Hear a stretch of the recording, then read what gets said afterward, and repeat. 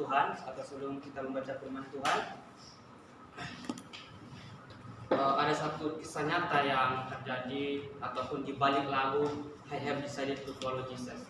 Mungkin saudara-saudara sudah pernah menyanyikan itu, mungkin bahkan pernah mendengarkan cerita di balik lagu yang tersebut. Nah, ketika Injil masuk di suku Garo, suku asal, ada satu keluarga yang percaya kepada Tuhan Yesus, yaitu Nongseng, istrinya dan kedua anaknya. Di abad pertengahan abad 19 mereka percaya kepada Kristus, dan ada dampak yang besar, yaitu mereka memberitakan Injil di keluarga-keluarga sekitarnya. Nah, tapi ketika kepala suku itu mendengar bahwa ia sangat marah, lalu mengumpulkan satu masyarakat di satu tempat. Lalu ketika mereka berkumpul, mereka memanggil keluarga Nongseng. Lalu mereka diadili di tengah-tengah masyarakat. Ketika sang kepala suku itu mengangkat tombaknya dan mengancam supaya Nongseng dan keluarganya meninggalkan iman mereka atau meninggalkan Yesus. Namun Nongseng berkata kepada kepala suku itu, I have decided to follow Jesus, no turning back. Aku berkeputusan mengikut Yesus dan tidak akan menoleh ke belakang. Kepala suku itu memerintahkan penduduk. Kepala suku itu sangat marah.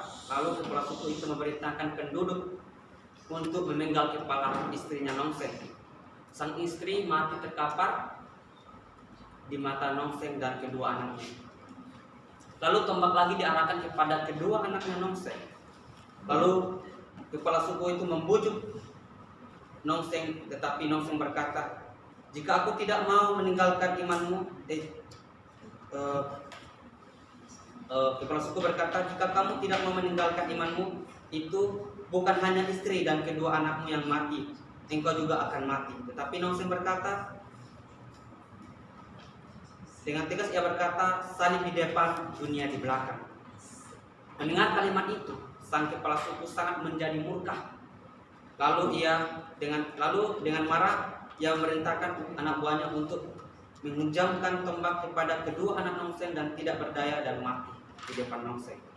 Tidak sampai di situ saja, kepala suku juga dengan marah berteriak, aku memberikan kamu satu kesempatan lagi. Jika kamu mau berbalik dari imanmu, maka kamu akan hidup. Tetapi Nongseng berkata, tetap ku ikut walau sendiri, aku tidak akan menoleh ke belakang. Lalu sang kepala suku itu kemudian membunuh Nongseng. Namun kematian Nongseng, istri dan kedua anaknya memiliki dampak yang besar. 90% dan kepala suku itu percaya kepada Kristus. Nah, sama juga dalam pembacaan kita firman Tuhan pada hari ini. Mereka percaya kepada Tuhan Yesus. Ketiga pemuda itu karena iman mereka, raja memuji dan menyembah Allah dengan keteguhan iman mereka. Mari kita membuka firman Tuhan pada hari ini. Kitab Daniel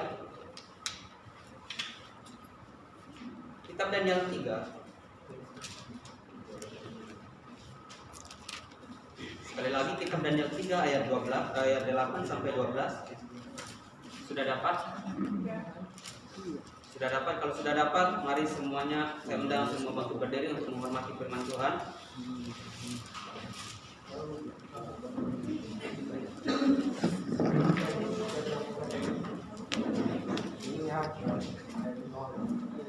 Oke, saya akan membacakan yang genap dan saudara-saudara akan membacakan yang ganjil dan seterusnya. LAI memberikan judul berikut, perapian yang menyala-nyala ayat 8. Pada waktu itu juga tampillah beberapa orang Kasdim menuduh orang Yahudi. Berkatalah mereka kepada raja dan raja, ya raja, keterlaluan tuanku. Tuanku raja telah mengeluarkan titah bahwa setiap orang yang mendengar bunyi sangkakala, seruling, kecapi, rebab, gambus, serdam, dan berbagai jenis bunyi-bunyian harus sujud menyembah patung emas itu. Dan bahwa siapa yang tidak sujud menyembah akan dicampakkan ke dalam perapian yang menyala-nyala. Sama-sama kita bacakan. Ada beberapa orang Yahudi yang kepada mereka telah Tuhan berikan perintah atas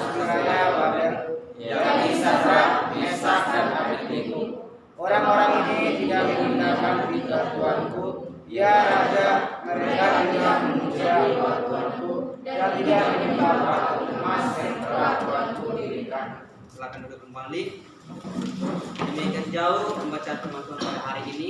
Nah, saya memberikan tema pada pagi hari ini adalah hidup dengan kehendak Tuhan. Hidup dengan kehendak Tuhan artinya adalah apa yang diperintahkan Allah harus kita lakukan. Jika kita mau hidup di dalam kehendaknya Tuhan, kita lakukan apa yang diperintahkan Tuhan. Sebelum kita masuk di poin-poin tema kita pada hari ini, kita melihat latar belakang ketiga pembacaan kita pada hari ini.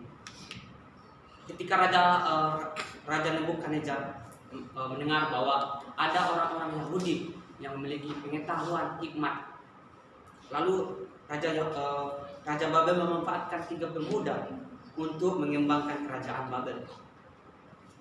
Nah, hal yang dilakukan oleh Raja Babel kepada mereka, pertama, Raja Babel menanamkan budaya dan nilai-nilai kasdim. Bisa dilihat di ayat 1 dan 4. Dan kedua, yang dilakukan oleh Raja Babel mengubah gaya hidup mereka.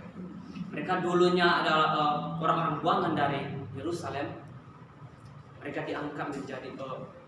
diangkat untuk memerintah di wilayah Babel. Ketiga, Raja Babel mengubah identitas mereka dengan mengubah nama Yahudi mereka menjadi nama-nama kasdim. Jadi pertama di Hananya, yang artinya Tuhan menunjukkan kasih karunia, yang artinya Sadrak. Dan kedua, Misael, yang artinya siapa yang setara dengan Allah, menjadi Mesak. Dan ketiga, Ajaria, yang artinya Tuhan menolong, menjadi Abednego. Mungkin saudara-saudara kalau udah nikah boleh kasih nama salah satu daripada mereka ya. Oke. Dan tapi tidak semua titah raja mereka ikuti. Satu mereka tolak adalah mereka tidak makan dan minum anggur sama seperti yang dimakan raja atau santapan raja. Mereka lebih memilih makan sayur dan meminum air putih. Dan hasilnya mereka lebih gemuk, sehat dibandingkan orang-orang yang memakan santapan raja. Mereka lakukan itu dalam 10 hari.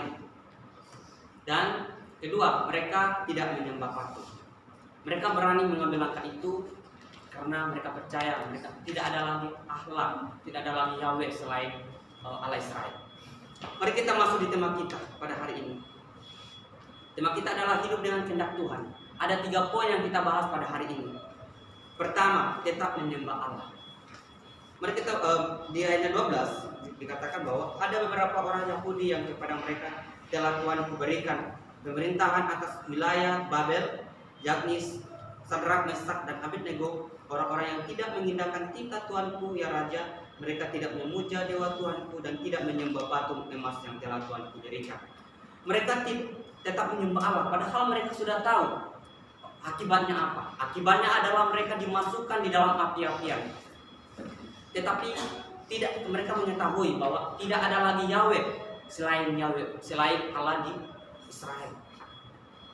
Mereka berani, kematian pun mereka hadapi, kematian pun dimasukkan di dalam api-apian, akibatnya pun mereka dimasukkan di dalam api-apian. Mereka tidak gentar, mereka tetap menyembah Allah.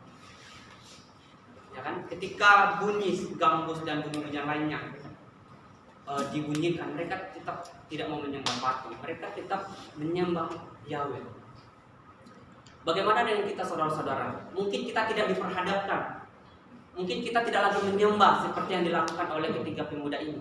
Mungkin kita tidak lagi tersungkur untuk menyembah Allah, tetapi kita diperhadapkan ketika kita makan di geprek atau di pecel ayam. Mungkin kita lagi tidak berdoa, tidak lipat tangan lagi, mungkin seperti ini lagi. Atau bahkan sudah masuk nasi sudah di tangan, kita katakan dalam nama Yesus, atau seperti itu. Saya yakin mungkin tidak ada. Ya, mungkin kita hidup di dalam mayoritas. Kita hidup dalam mayoritas, kita tidak lagi mau lipat tangan atau ada salib, kita punya salib, kalung salib. Ketika kita diperhadapkan di tengah-tengah mayoritas, agama mayoritas, kita simpan kalung salib kita itu di dalam baju kita, atau seperti itu.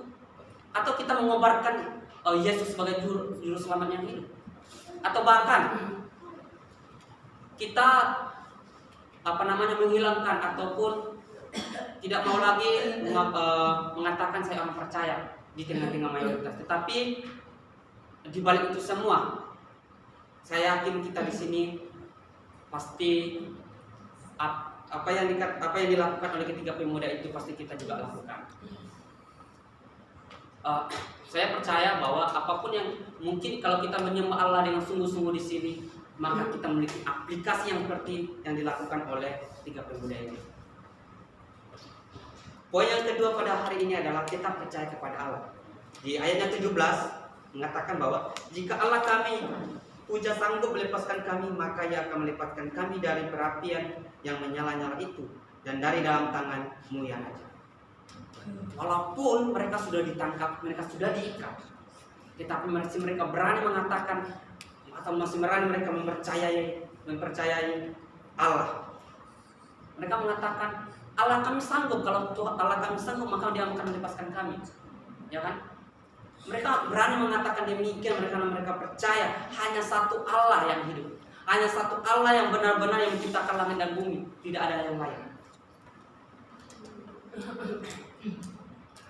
Jadi mungkin jika kita tidak diperhadapkan, mungkin di hari-hari yang sebelumnya bulan-bulan kemarin ketika kita memberitakan Injil, ketika kita diperhadapkan orang-orang yang sudah mungkin orang Islam, ya kan, ketika kita memberitakan Injil, ada yang mengetahui ketika kita memberitakan Injil kita ditangkap. Apakah kita masih percaya bahwa Tuhan akan melepaskan kita itu dari ancaman itu, atau bahkan kita lari dari kenyataan itu?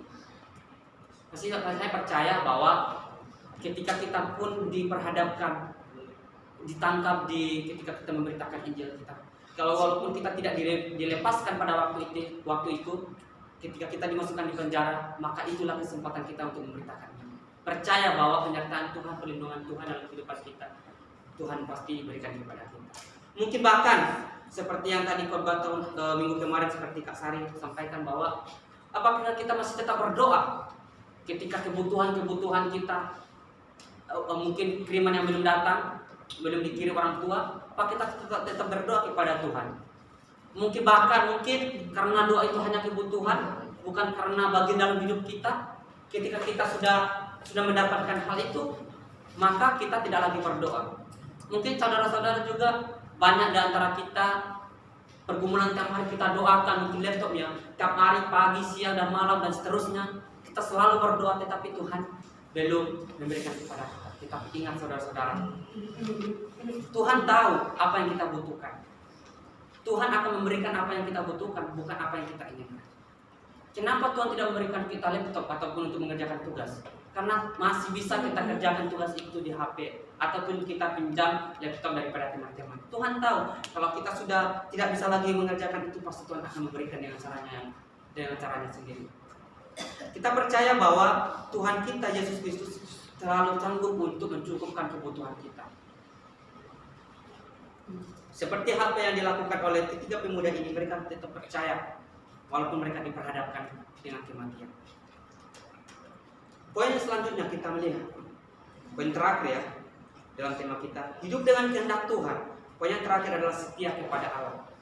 Di ayatnya 18, tetapi seandainya tidak, hendaklah Tuanku mengetahui, ya Raja, bahwa kami tidak akan memuja dewa Tuanku dan tidak akan menyembah patung emas yang Tuhan dirikan itu.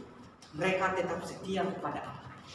Mereka tegas mengatakan, kami tidak akan menyembah dewa Tuanku yang telah Tuanku dirikan itu.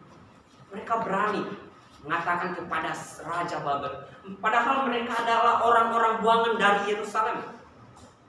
Mereka diangkut dari Yerusalem menuju Babel, dan mereka ini adalah keturunan-keturunan bangsawan. Mereka berani mengungkapkan itu, bahwa kami tidak akan menyembah patung, tidak akan menyembah berhala. Kami hanya taat, hanya kami setia kepada Allah, Yahweh yang benar. Saudara-saudara yang dikasihi Tuhan, ketika kita ataupun kita diperhadapkan dengan situasi yang sama, ataupun orang-orang yang memiliki pengaruh besar di wilayah ini, saya percaya kita tetap mengikut Yesus seperti yang pendahuluan kita pertama, I have decided to follow Jesus. Pasti kita berani mengatakan demikian, seperti yang dikatakan tiga pemuda dan Mose. Pasti juga itu kata-kata itu juga ada di dalam hidup kita. Mungkin kita diperhadapkan dengan kedudukan tinggi ketika kita tamat di sini. Mungkin kita diperhadapkan dengan harta dan kekayaan lainnya. Apa kita pilih? Kekayaan ataukah kita setia kepada Allah? Sebagai anak Tuhan, pasti kita lebih memilih Yesus sebagai juru selamat daripada berpaling kepada Allah kita. Karena harta kekayaan itu Tuhan kita terlalu sanggup untuk mencukupkan kepada kita. Tuhan kita terlalu sanggup untuk memberikan kepada kita. Karena Allah kita adalah Allah yang menciptakan langit dan bumi. Maka ketiga poin ini adalah tetap menyembah Allah, tetap percaya kepada Allah, setia kepada Allah. Jika kita mau hidup dengan kehendaknya Tuhan, lakukan ketiga poin ini. Saya yakin jika kita hidup dengan kehendak Tuhan, ketika kita mau bahwa Tuhan kita akan memberkati kita ataupun menolong kita dalam segala pergumulan kita.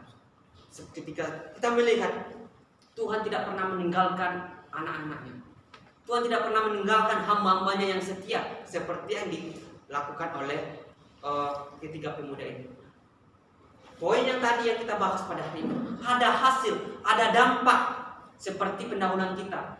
Ketika Nongsa dan keluarganya mati, kepala suku dan 90% suku Aram, suku Garo desa Arab itu percaya kepada Yesus. Sama halnya ketiga pemuda ini, walaupun ketiga pemuda ini sudah dimasukkan dalam api-apian, mereka tidak mati. Bahkan mereka ditambah satu orang lagi di dalam. Mereka tidak mati seperti keluarga Nongsen, tetapi memiliki dampak pengaruh yang besar. Ada hasil mereka hidup dengan kehendak Tuhan. Hasilnya adalah Raja Nebukadnezar atau Raja Babel menyembah Allah atau menyembah Yahweh. Di ayat yang ke-28, berkatalah Nebukadnezar, terpujilah Allahnya Sadrak, Mesak dan Abednego. Itulah hasil mereka meneguhkan iman mereka. Itulah hasil mereka sungguh-sungguh mengikuti Allah. Jadi saudara-saudara, kalau kita setia kepada Allah, kalau kita mau hidup dengan kehendaknya Tuhan, pasti Tuhan akan memperhitungkan itu semua. Dan kedua, hasil yang terakhir yang didapati oleh ketiga pemuda ini atau Sadrak, Mesak dan Abednego, mereka diberikan kedudukan tinggi. Di ayat 30, lalu raja memberikan kedudukan tinggi kepada Sadrak, Mesak dan Abednego di wilayah Babel. Mereka diberikan kedudukan tinggi. Mungkin saudara-saudara kita tidak diberikan lagi kedudukan tinggi, tidak lagi diangkat menjadi RT, ataupun tidak diangkat menjadi desa, ataupun tidak diangkat lagi dewan-dewan sebagainya, ataupun orang-orang yang bekerja pemerintah tidak lagi diangkat, tetapi kita diperhitungkan di mana kita berada. Kita memiliki dampak pengaruh besar dimanapun kita berada. Saya percaya bahwa kalau kita pertahankan iman kita, Tuhan akan mempertanggungjawabkan kita. Aplikasinya bagi kita, saudara, adalah walaupun kita hidup di tengah-tengah mayoritas, kita harus berani menyembah dan memperkenalkan Yesus sebagai Tuhan dan Juru Selamat kita. Saya percaya sebagai anak-anak Tuhan pasti mengubarkan, memberitakan bahwa Yesus adalah Juru Selamat yang hidup. Hanya satu jalan ke surga, yaitu hanya Yesus.